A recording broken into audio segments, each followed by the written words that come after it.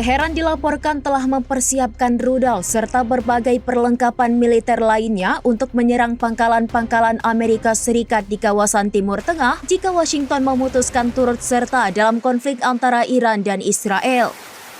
Informasi ini berasal dari pejabat Amerika Serikat yang telah menelaah laporan intelijen terbaru, seperti dilansir oleh New York Times pada Selasa 17 Juni 2025. Kekhawatiran akan meluasnya konflik di Timur Tengah semakin mencuat di kalangan pejabat Amerika Serikat seiring dengan desakan Tel Aviv kepada Gedung Putih untuk campur tangan dalam konfliknya dengan Teheran. Amerika Serikat sendiri telah mengirim sekitar 30-an pesawat pengisian bahan bakar ke Eropa. Pesawat-pesawat ini dapat digunakan untuk mendukung jet tempur dalam melindungi pangkalan-pangkalan Amerika atau memperluas jangkauan pembom yang mungkin terlibat dalam setiap serangan terhadap fasilitas nuklir Iran.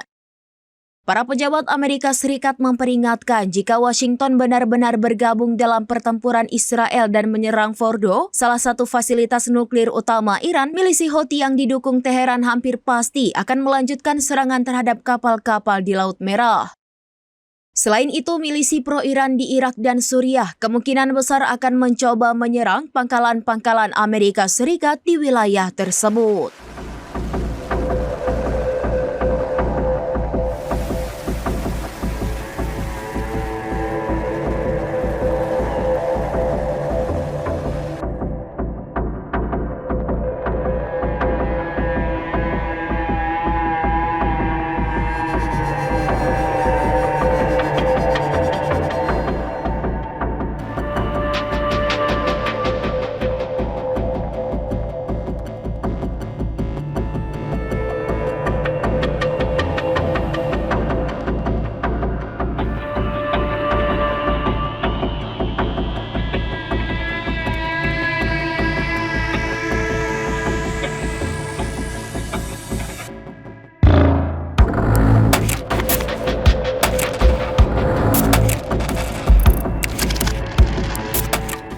Download Tribun X sekarang, menghadirkan lokal menjadi Indonesia.